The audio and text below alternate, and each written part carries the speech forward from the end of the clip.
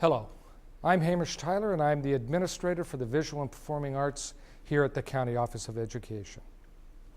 The show you are about to see highlights some very important work being done at Monterey High School. You will see students learning about William Shakespeare and his times, learning about staging and performing this masterpiece in literature, learning about what other people throughout the ages have done with this classic Hamlet, learning to honestly evaluate their work, and finally, learning to apply their work for college and for future employment. In other words, they're learning within the context of the California State Standards for the Theater Arts.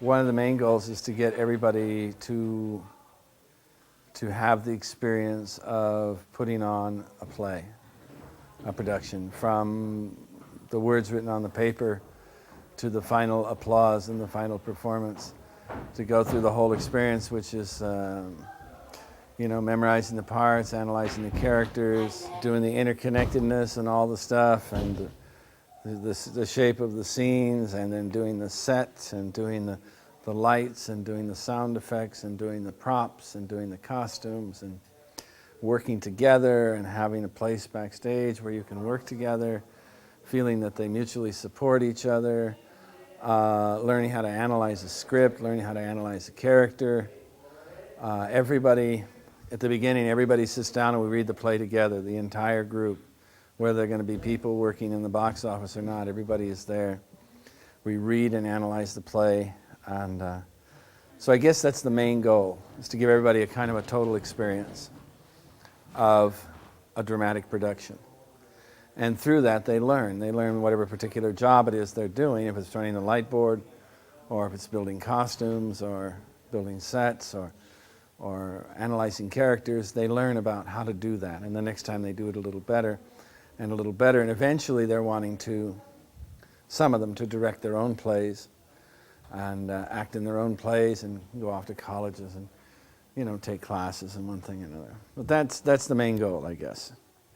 And then another goal is to make sure that the production is quality, what I think of as quality.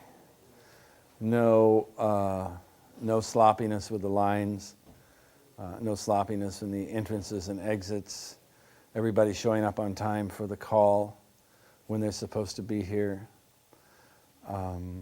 Everybody treating everybody else fairly. Nobody bad-mouthing anybody. All those kinds of things. The normal things that you have to do to live in any kind of community. Mutual respect and all the rest of it. We're going to put on another show tonight. And I'm hoping that that you guys get another audience. Did you notice last night? Yeah, you also got a standing ovation. What happens is, it's not that they don't want to stand up. They're caught between the embarrassment of standing up, which kind of exposes them a little bit, and the desire to applaud a really fine performance. But you guys are getting it. That was a worthy performance last night. And everybody did well. Everybody tried hard. I don't know what to tell you, except that every single night it's a new challenge. It's the joy of theater. It happens in the moment. It's here and it's gone. You get ready. You get yourself, focused. Imagine the doorway that you're going to walk through. Close your eyes. Take a few seconds to just kind of shed some of the concerns that are behind you on backstage and whatever. And think of the character, and then, boom, you're there. And you're doing it, and it's a lot of fun. And last night I had the sense that more of you were having more fun. And that's kind of what I want to see. I don't mean hysterical laughter. I don't mean rolling around on the floor. I mean, you're having more fun developing your characters. The characters are getting more depth. They're getting easier on the stage. The madness is a little more mad. The anger is a little more cutting and sharp. The sorrow and the guilt and all of that. So it's here now. So grab it, take advantage of it, love it. Once in a lifetime opportunity for most of you. Probably for me too. So I'm enjoying it. You enjoy it, have fun. Well, guys, let's do it. Okay? My name is Will Becker. I'm a senior here at Monterey High, and my character is Claudius, the new king of Denmark, who poisoned his brother, married his sister-in-law, and is getting the evil eye from his nephew.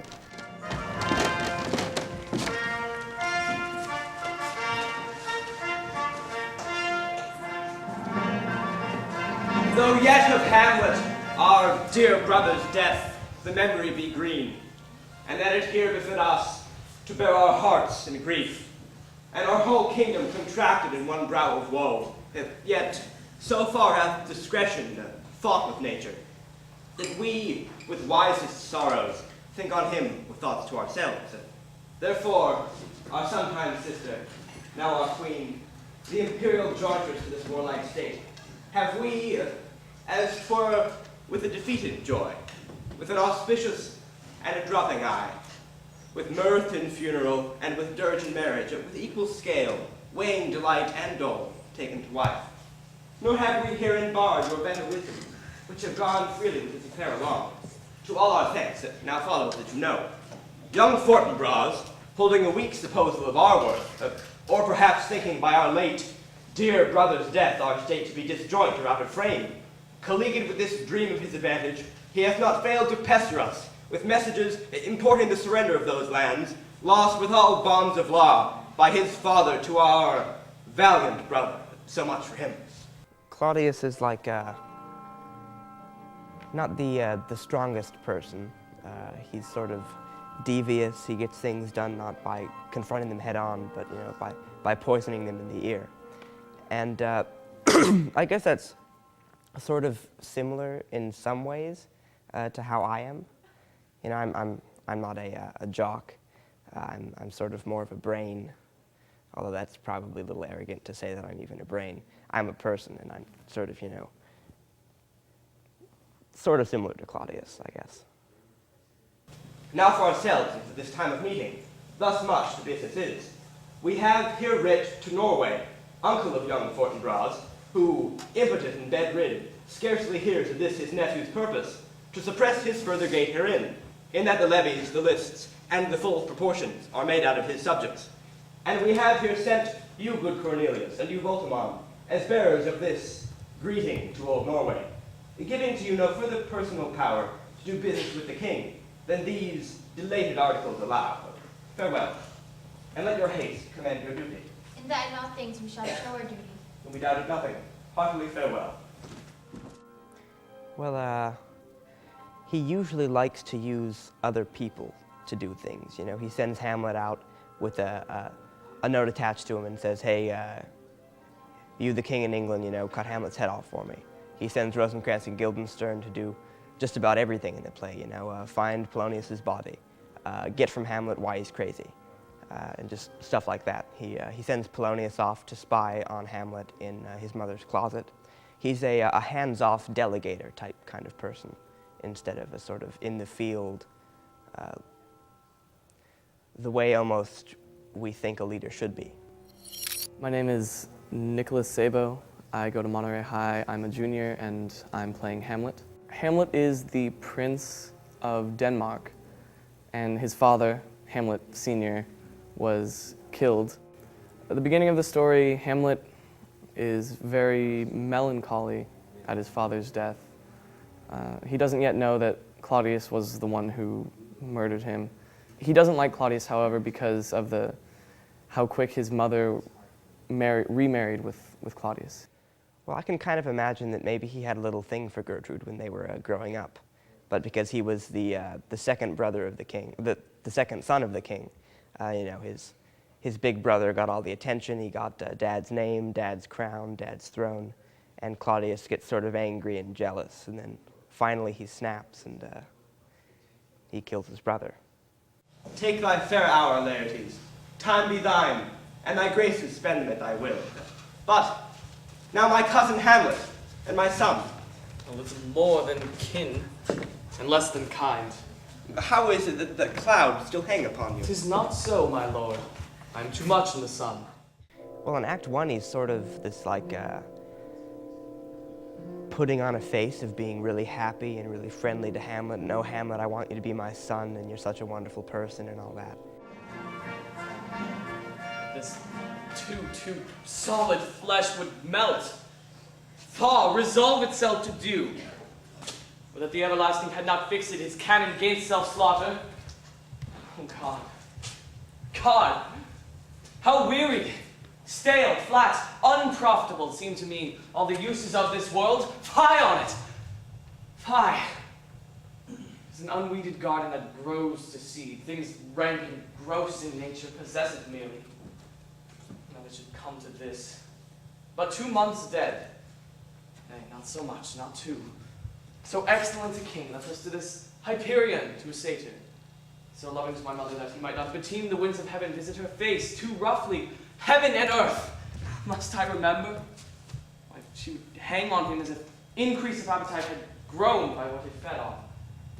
Yet within a month. Nay, let me not think on it. Frailty, thy name is woman. A little month, ere those shoes were old with which she did follow my poor father's body. Like Niobe, all tears, why she, even she, oh God, a beast that wants discourse of reason would have mourned longer. She married with mine uncle, my father's brother, but no more like my father than I to Hercules. A little month, ere the salt of most unrighteous tears had left the flushing of her galled eyes, she married, almost wicked speed, to post with such dexterity to incestuous sheets. It is not, nor it cannot come to good. But break my heart, for I must hold my tongue. Hamlet encounters a ghost, which he discovers is the ghost of his father. The ghost tells him that Hamlet Sr. was murdered by his brother Claudius. Alas, poor ghost. Pity me not, but lend thy serious hearing to what I shall unfold. Speak! I'm bound to hear. So art thou to avenge what thou shalt hear? What? I am thy father's spirit, doomed for a certain term to walk the night, and for the day confined fast in fires. Hamlet is reluctant to believe the ghost because he doesn't know if it's a spirit of good moral or of evil. As you are friends, scholars, and soldiers, give me one poor request. What is, my lord? We will. Never to speak of this that you have heard tonight. How now, Ophelia? What's the matter? My lord, I have been so frightened. With what, in the name of God? My lord, as I was sewing in my chamber, Lord Hamlet, with his doublet all unbraced, no hat upon his head, his stockings fouled, ungartered and down jived to his ankle, pale as his shirt, his knees knocking each other, and with a look so piteous and purpid as if he had been loosed out of hell to speak of horrors, he comes before me. Mad could I lie? I do not know, my lord, but truly I do fear it. What said? He took me by the wrist and held me hard. Then goes he to the length of all his arm, and with his other handless o'er his brow, he falls to such pursel of my face as he would draw it. Long stayed he so. At last, a little shaking of mine arm, and thrice his head was waving up and down, he raised a sigh so piteous and profound as it did seem to shatter all his bulk and end his being.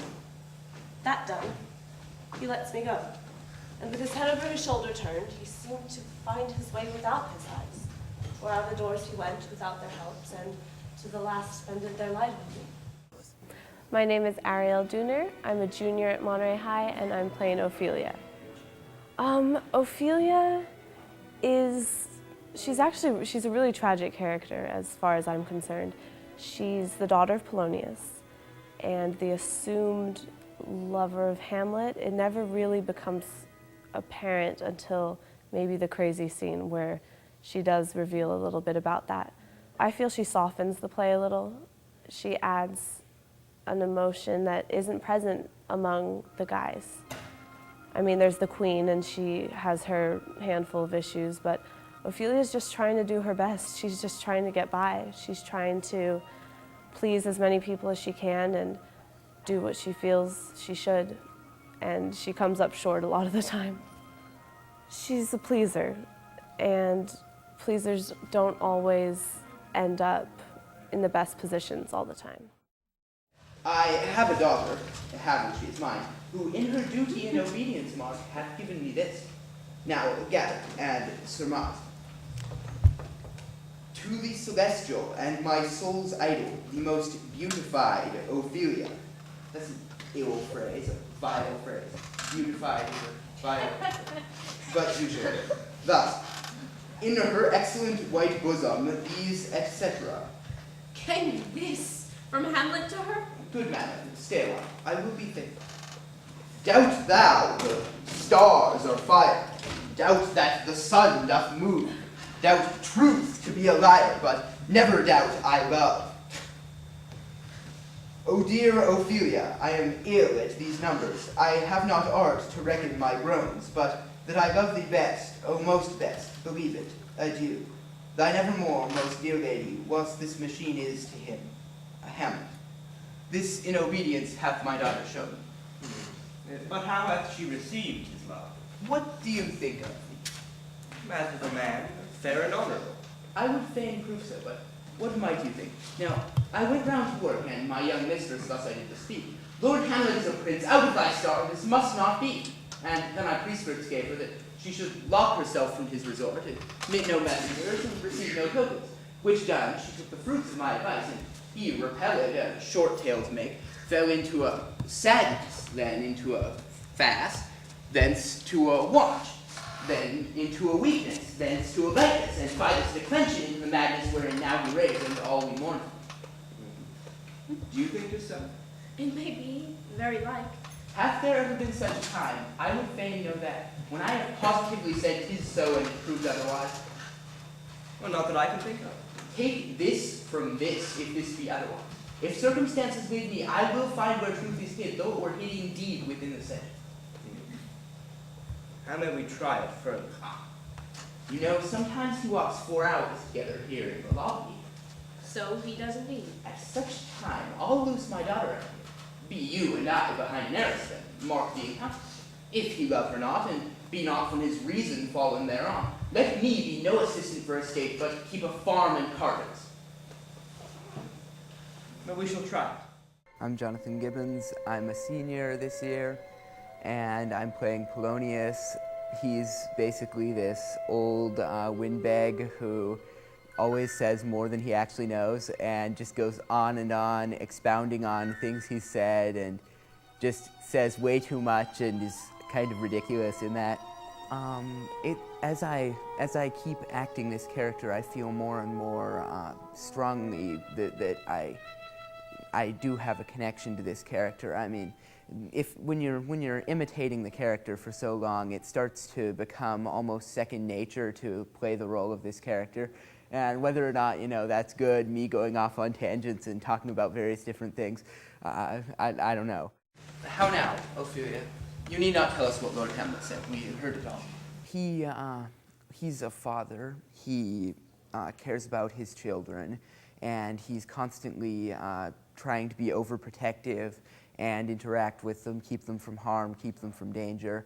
He's constantly giving them advice because he thinks he knows more about what he's talking about than he actually does. Madam, it so fell out that certain players we all got on the way. Of these we told him. I did seem in him a kind of joy to hear of it. They are here about the court. Well, as I think, they have already ordered his son to play before him.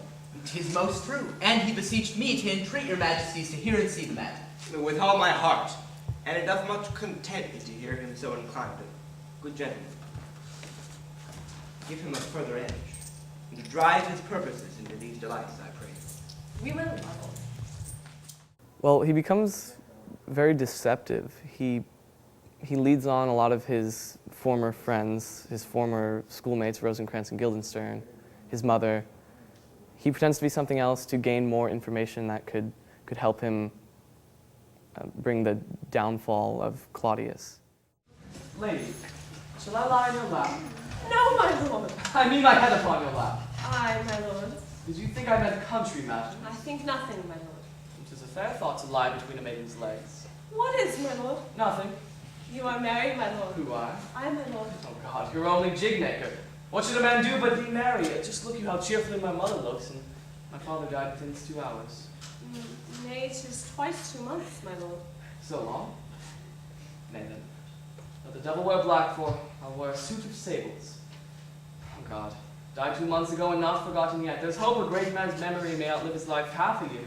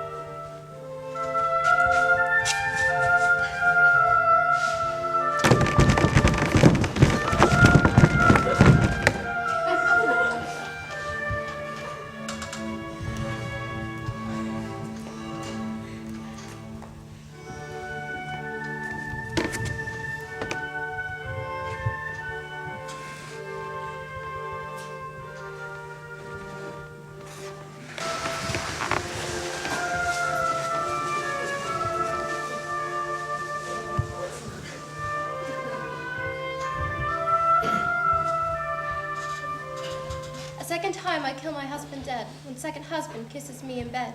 I do believe you think now what you speak, but what we do determine oft we break. He's sitting there at the play and he sees what he did to his brother on stage. And he's sort of nervously looking at Hamlet, and Hamlet's, he gets the idea that Hamlet knows something. Give me some light! Light! Why, let the strucken deer go weep. The hart, ungalled play. For some must watch while others weep. Thus runs the world away. But to the point, my mother, you say? Then thus she says, your behavior has struck her into amazement and admiration. Oh, wonderful son that can so astonish a mother. But is there no sequel at the heels of this mother's admiration? In part. She desires to speak with you in her closet ere you go to bed. We shall obey her were she 10 times our mother. Have you any further trade with us? My lord, you once did love me. And still do by these pickers and stealers? Good, my lord. What is your cause of distemper? You do surely bar the door upon your own liberty if you deny your griefs to your friend. Sir, I lack advancement. How can that be, when you have the voice of the king himself for your succession in Denmark? Aye, but while the grass grows, the proverb is something musty. Will you play upon this pipe? My lord, I cannot. I pray you. Believe me, I cannot. I do beseech you. I know no touch of it, my lord. Why, it's as easy as lying. Govern these bandages here with your fingers and thumb. Give it breath with your mouth, and it shall discourse most eloquent music. Oh, look you, hear the stops. But these I cannot command, no utterance of harmony. I have not the skill. Why, look you how unworthy a thing you make of me. You would play upon me. You would seem to know my stops. You would pluck out the heart of my mystery. You would sound me from my lowest note to the top of my compass. And there is most miraculous voice. Excellent music in this young organ. And yet cannot you make it play? Why, do you think I'm easier played upon than a pipe? Call me what instrument you will. Though you can fret me, you cannot play upon me. God bless you, sir. My lord, the queen would speak with you at present. Sir, do you see yonder cloud that's almost in shape of a camel? By the mass, it is like a camel indeed. Methinks it is more like a weasel. It is backed like a weasel. Oh, like a whale. Very like a whale. Then I shall come to my mother by and by. When they pull me to the top of my bed, I will come by and by. I would say so. By and by is easily said. Leave me, friends. 'Tis now the very witching time of night, when churchyards yawn and hell itself breathes contagion to this world.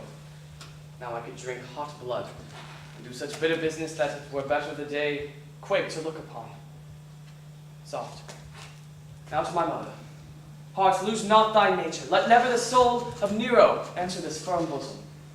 Let me be cruel, not just unnatural. I will speak daggers to her, yet use none. My tongue and soul in this be hypocrites. If in my words some ever she be shent, to give them seals, never my soul consent. Needless to say, he's very angry. So this is his revenge stage. He's plotting, he's looking for the opportune moment to kill Claudius. My lord, he's going to his mother's closet. Behind the arras, I'll convey myself. Hear the process. Fare you well, my liege. I'll call upon you ere you go to bed and tell you what. Thanks, dear my lord.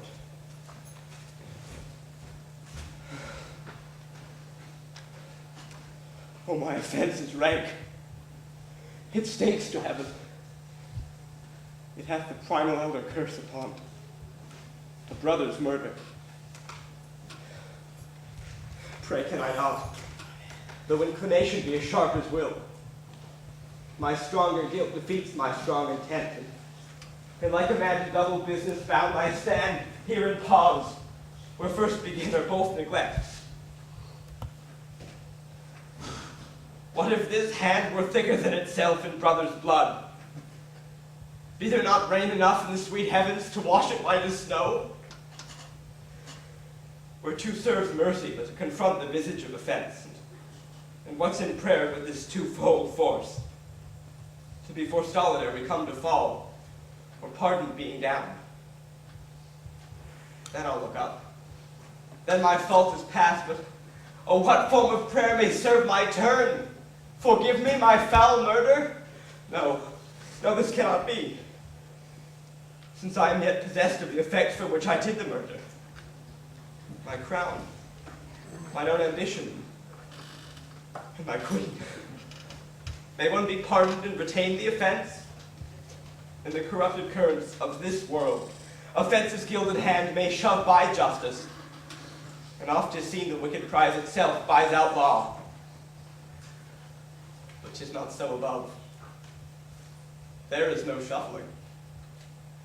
There each action lies stripped in his true nature. And we compelled even to the teeth and forehead of our faults to give an evidence. What then? What rest? Try what repentance can, what can it not? And yet what can it when one cannot repent? O wretched state, O bosom black as death, O limed soul, that ever struggling to be free, art more engaged. Help angels make essay, bend stubborn knees, and heartstrings of steel, be as soft as the sinews of the newborn babe. All may be well.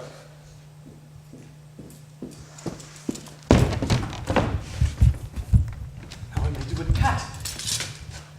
Now he's a praying. Now I'll do it. And so he goes to heaven. And so am I revenged. That would be scant. A villain kills my father, and I, his sole son, who this same villain sends to heaven. Why, this is higher and south, enough revenge. He took my father grossly full of bread, with all his crimes broad blown as flush as May. And how his on it stands, who knows safe heaven? But in our circumstance and course of thought, who's heavy with him? So my then revenge to take him in the purging of the soul when he's fit and seasoned for passage. No. Up, sword, and know thou a more horrid hent, when he is drunk asleep, or in a rage, or in the incestuous pleasures of his bed, at game of swearing, or about some act that hath no relish of salvation in it.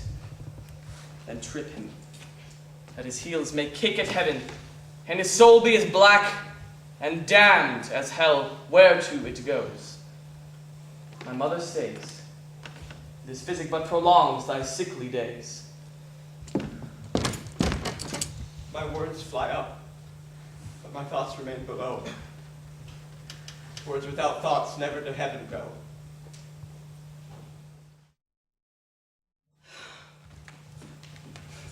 How now, mother? What's the matter? Hamlet, thou hast thy father much offended. Mother, you have my father much offended. Come, you answer with an idle tongue. Go, you question with a wicked tongue. Why, how now, Hamlet? What's the matter now? Have you forgotten me? No, by the rood, not so. You are the queen, your husband's brother's wife, and would it were not so, you are my mother. Nay, then I'll set those to you that can speak. Come, sit you down. You shall not move until I set you up a glass where you may see the inmost part of you. What wilt thou do? Thou wilt not murder me. Help! Help! How now, rats? Dead for a ducat. Yeah! Oh, I say. What hast thou done? Nay, I know not.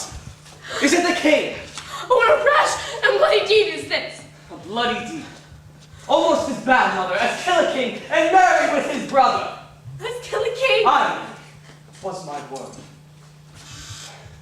Thou wretched, rash, intruding fool, no more! I took thee for thy better. Take thy fortune. Thou find'st to be too busy is some danger. The wringing of your hands. Peace. Sit you down and let me wring your heart. For so I shall if it be made of penetrable stuff, if damned custom have not brazed it so, to make it proof and bulwark against sense. What have I done, that thou darest wag thy tongue in noise so rude against me? Such an act, mother, that blurs the grace and touch of modesty, calls virtue a hypocrite, takes the rose off the fair forehead of an innocent love and sets a blister there, makes marriage vows as false as dicer's oaths. What act that roars so loud and thunders in the index? Look here upon this picture, and on this, the counterfeit presents of two brothers. Look what a grace was seated on his brow. Hyperion's curls the front of Jove himself. An eye like Mars to threaten and command. A station like the herald Mercury, new lighted on a heaven-kissing hill. A combination and form indeed where every god did seem to set his seal to give the world assurance of a man. This was your husband. But you now what follows. Here is your husband, like a mildewed ear, blasting his wholesome brother. Have you eyes? Would you from this mountaintop leave to feed and baten on this moor? Have you eyes? You cannot call it love. For at your age, the heyday in the blood is tame, it's humble, and it waits upon judgment. And what judgment would step from this to this? Hamlet, speak to me no more. Thou turnest my eyes into my very soul, and there I see such black and grained spots as will never leave their tint. Nay, but to live in the rank sweat of an enseamed bed, stewed in corruption, honeying and making love over the nasty sty. Speak to me no more. These words like daggers enter into my ears. No more, sweet Hamlet. A murderer and a villain, a slave that is not worth 20th part the tithe of your precedent lord, a cutpurse of the empire and the rule, that from a shelf the precious diadem stole and put in his own pocket. No more! A king of shreds and patches! Descend me, and hover over me with your wings, you heavenly gods! What would your gracious figure? Alas, he's mad. Do not come your tardy son to chide. Lapse in time and passion, let's go by. The important acting of your dread command, oh say! Do not forget, this visitation is but to whet thy almost blunted purpose. But look, amazement on thy mother sits. Speak to her, Hamlet. Oh, it's with you, lady. Alas, I'll sit with you, that you do bend your eye on vacancy, and with the incorporeal air do hold discourse. For that your eyes, your spirits wildly peep, and like sleeping soldiers in the alarm, your bedded hair like life and excrement stand up and start an end. O gentle sun, upon the heat and flame of thy distemper, sprinkle cool patience. Whereon do you look? On him! On him! Look you how pale he glares! Do you see nothing there? Nothing at all, yet all that is I see. Nor did you nothing hear? Nothing but ourselves. Oh, why, look you. Look how he steals away. My father in his habit as he lived, Look where he goes, even now, out of the portal. This is the very coinage of your brain. This bodiless creation, ecstasy is very cunning in. Ecstasy. My pulse as yours doth temperately keep time. It makes this helpful music. It is not madness that I have uttered. Confess yourself to heaven. Repent what's past. Avoid what is to come. And do not spread compost on the weeds to make them ranker. Oh, Hamlet, thou hast cleft my heart in twain. Throw away the worser part of it, and live the purer with the other half. Mother, good night. And when thou desirest to be blessed, I'll blessing beg of you. For the same, Lord, I do repent. But heaven hath pleased it so, that I be punished with this, and this with me, that I may scourge and minister. I will bestow him, and will answer well the death I gave him. Mother, good night indeed. I must be cruel only to be kind, and thus bad begins, and worse remains behind. One more word, dear lady. What should I do? Not this. By no means that I bid you do. Let the bloat king tempt you to bed again. Pinch wanton on your cheek, call you his mouse, or for a pair of breachy kisses, or paddling on your neck with his damned fingers. Make you ravel out this matter that I essentially am not in madness, but mad in craft. Be thou sure, if words be made of breath, and breath of life, I have no life to breathe what thou hast said to me. I must to England, do you know it? Alas, I forgot. So concluded on. There's letters sealed, and my schoolfellows, whom I trust as I will adder's fangs, bear the mandate. They must sweep my way and marshal me to knavery, and let it work. For 'tis sport to see the engineer hoist with his own petard. And it shall go hard, but I will delve 1 yard below their minds, and blow them at the moon. This fellow shall set me packing. I'll lug the guts into the neighboring room. Mother, good night indeed. This counselor is now most still, most silent, and most grave, who was in life a foolish, prating knave.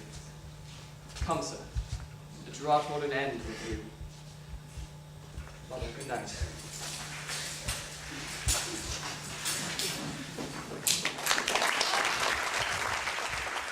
He's let a lot of his morals go and his standards go.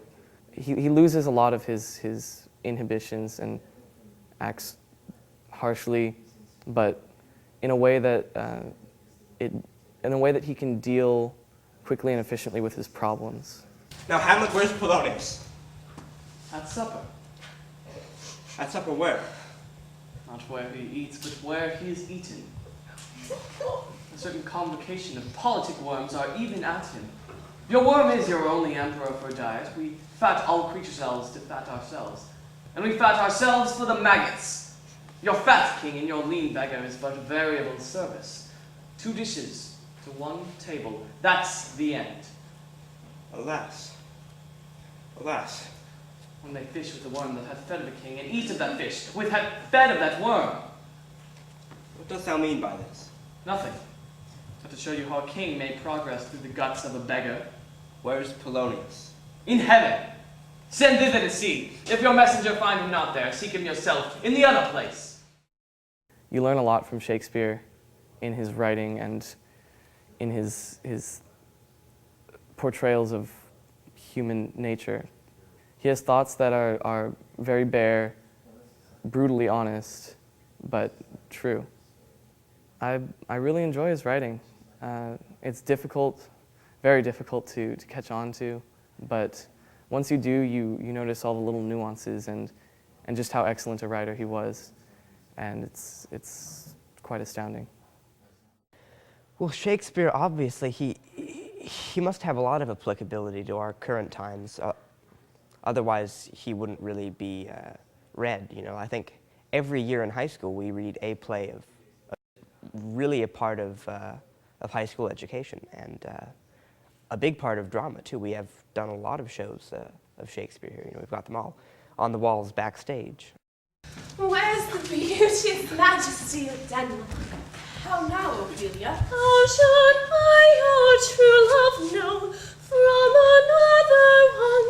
By his cockle hump and staff and his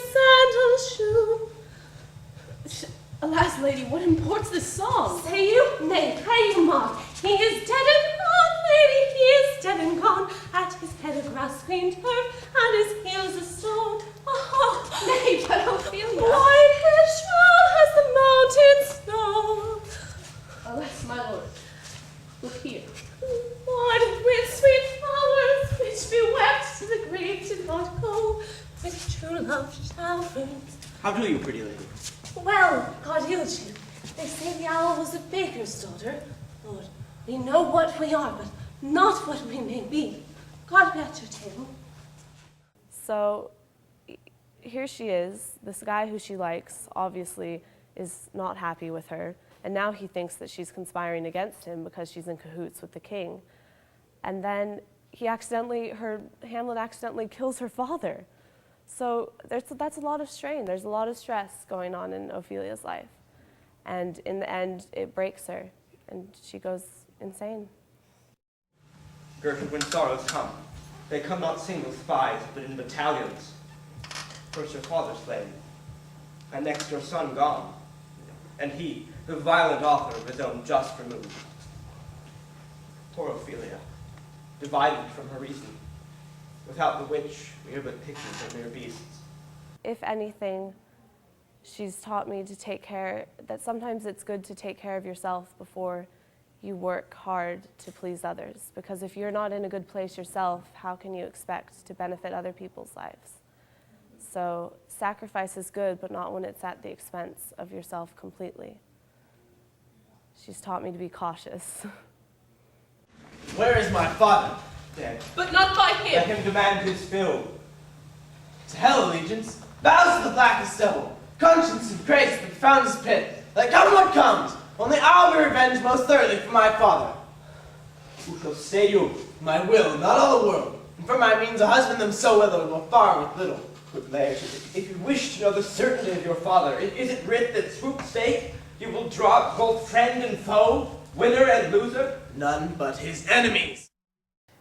In Act 4, we see just a really, really hectic Claudius. You know, the scenes are like 2 pages long, and lots of blackouts and whatnot, and that's sort of maybe getting into Claudius's mind a bit of, oh, what am I going to do? What am I going to do?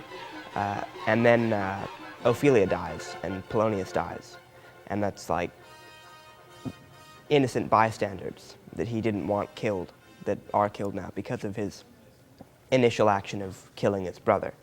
So now he's feeling really, like, regretful. Laertes, you must allow me commend with your grief, else you deny me right. Go but apart. Make choice of whom your wisest friends you will, and they shall judge twixt you and me. And if by direct or by collateral hand they find us touched, we will give our crown, our throne, our life, and all that we call ours to you in satisfaction. But if it be not so, be content to lend you our patience, and we shall jointly labor with your soul to give it due content. Let this be so. His means of death, his obscure funeral, no trophy, sword, no attachment over his bones, no noble right, no formal ostentation cry to be heard. His fear from heaven to earth, as I must call it into question. So you shall. And where the offense lays, let the great axe fall. Come with me, I pray you. The entire play is really a conflict between people being controlled by their emotions and people being controlled by their reason. And when we see people controlled by their emotions, we see Claudius killing his brother out of jealousy or lust. We see Hamlet stabbing Polonius and not feeling any real remorse for it. We see Hamlet sending Rosencrantz and Guildenstern, his friends, off to die in England because he's angry at Claudius. And so that might be the message of the play is, you know, hey, you need to stop and think what you're doing and not let your emotions control you quite as much. Hamlet comes back. What would you undertake to prove yourself indeed your father's son? More than in words. To cut his throat in the church. Indeed. No place should murder sanctuarize. Revenge should have no doubt but good lady. Will you do this? Keep close within your chamber. Hamlet returned shall know you are come. will put on those shall praise your excellence, and set a double varnish on the fame the Frenchman gave you. Bring you and fine together, and place wagers on your heads.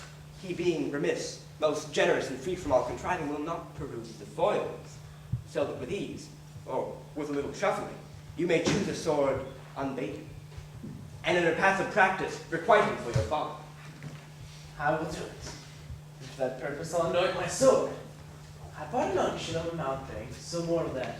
But dip a knife in it, no cataplasm so rare, collected from all the simples that have virtue in the moon, can save that thing from death that is but scratched withal.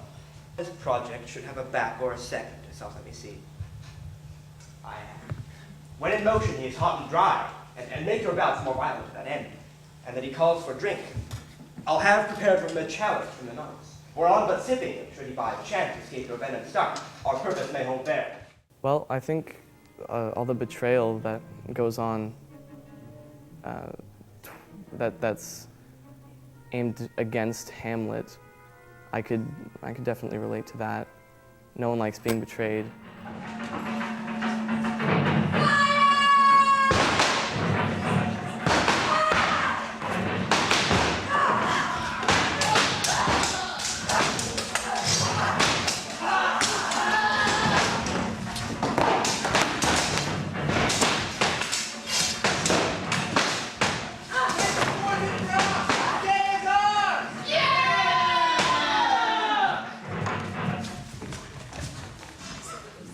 Where I fit into this production is I'm the stage combat choreographer, and traditionally in Hamlet there's the final duel between Hamlet and Laertes, and it comes in several parts and it escalates and it builds, and you know that's the classic use of a stage combat choreographer in any production of Hamlet.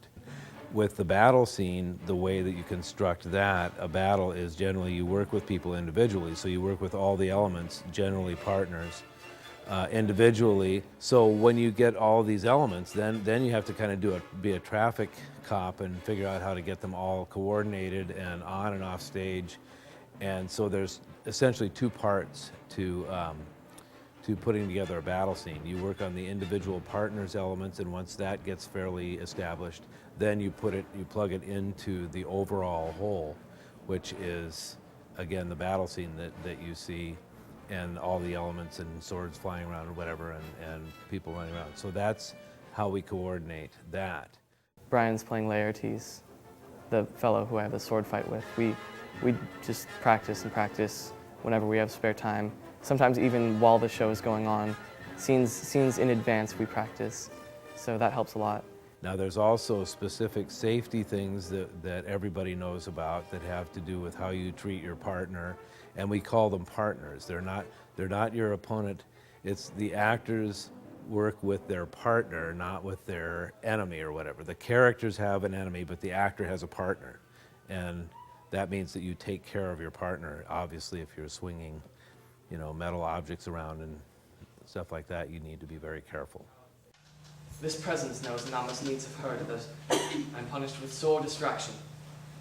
What I've done, which might our honor, nature, and exception roughly awaken, I here proclaim was madness. Was Hamlet wrong, Laertes? Never Hamlet. For if Hamlet from himself be taken away, and when he is not himself, does wrong Laertes, Hamlet does it not. Hamlet denies it. Who does it then? Is madness. If be so, then Hamlet is of the faction that is wrong. His madness is poor Hamlet's enemy. Unsatisfied in nature, whose motive in this case should stir me most to my revenge. I do receive your love like offered love, and will not harm it. I embrace it freely. And will this brother's wager frankly pay? Come, the foils. Come one for me. I'll be your foil, Laertes. For in mine ignorance, your skill shall like a star in the darkest night stick fiery off indeed. You mock me, sir. No, by this hand. Cousin Hamlet, you know the wager. Very well. Your graces lay the odds on the weaker side. I do not fear it. I have seen you both, but since he is better, we have therefore odds. This is too heavy, let me see another. This likes me well. These foils all have a length. Hi, my good lord. Set me the stoops of wine upon that table. Should Hamlet give the first or second hit, or quit in answer to the third exchange, let the battlements and ordnance fire. And the king shall drink to your better breath, and in the cup an union shall he throw, richer than that which 4 successive kings of Denmark wore in their crown. Yep, that better breath. Come, begin, and you the judge, bear a wary eye. Come on, sir. Come on, my lord.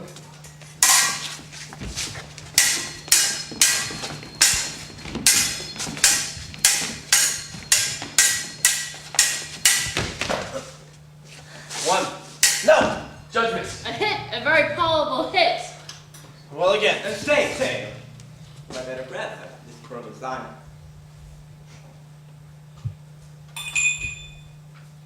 Give him the drink. Drink, Hamlet. I'll play this bout first. Set it by a while. Come.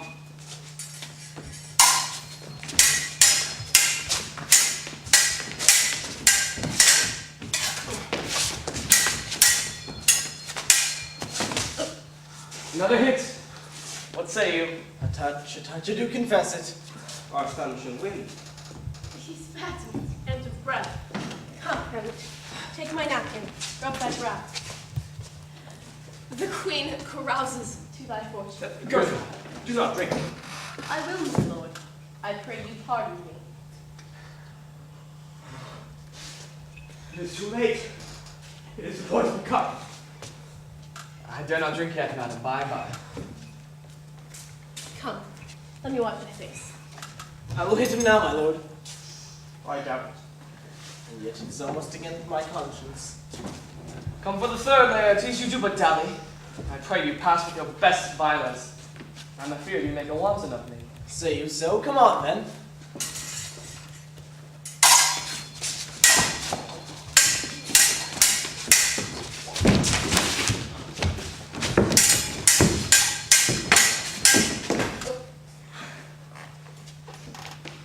Nothing neither way.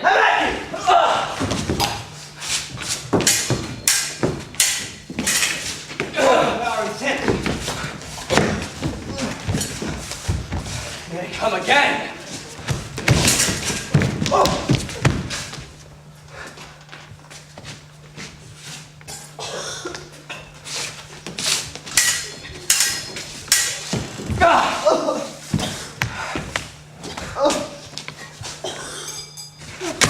To the queen there. They bleed on both sides. How is it, my lord? How is it, Laertes? Why, as a woodcock to mine own springe, Osric, I am justly slain by mine own treachery. How does the queen? These wounds are deeply bleeding. No, the drink. Oh, my dear Hamlet, the drink. I'm poisoned. Treachery! Ho! Let the doors be shut! Villainy! Seek it out! Hamlet, thou art slain! No medicine in the world can do thee good. A treacherous instrument is in thy hand. Unfated and unvenomed, the foul pact that hath turned itself on me, lo, here I lie, never to rise again. I can no more! The king is to blame! The pointed venom too. Then venom till I work! Treason! Friends, get to me! I am wounded! How incestuous! Murderous! Damn Dane! Drink up this potion! Is that union here? Follow my mother!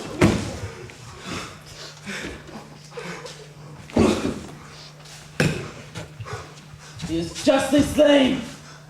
Is the poison tempered by himself? Exchange forgiveness with me, noble Hamlet. Mine and my father's death. Come not upon thee, nor thine on me. Heaven make thee free of it. I follow thee. I'm dead, Horatio. Wretched queen, adieu! Those of you that are but pale, tremble on this chance that are but mutes or audience to this act. Had I but time, as this felt sergeant? Death. Part of the deal was to get comprehensible Shakespeare so that we could bring, as a cast, they could bring the story to the audience, and the audience would feel like they were part of the story, which I think is what happened. The audience felt that they understood what was going on. They followed the story. They didn't understand every word. Some probably didn't understand very many words at all. But they were there, and they got the idea. So I think it's been a good learning experience for the kids. I think the show is good. I always see how it can be better. Sometimes I wonder, is that the right thing? Should I be pressing, or should I just be happy with just to let them memorize their lines and say it and forget it? But I don't know. I think it's okay to do the best, to try to get everybody to the best that you think they can do. You know, as long as it doesn't become too stressful or too overdone. I want them to carry a sense, a memory of that they not only understand Shakespeare, but that they did one of the most difficult Shakespeare plays, and they succeeded. They did something really hard, and it worked. You know?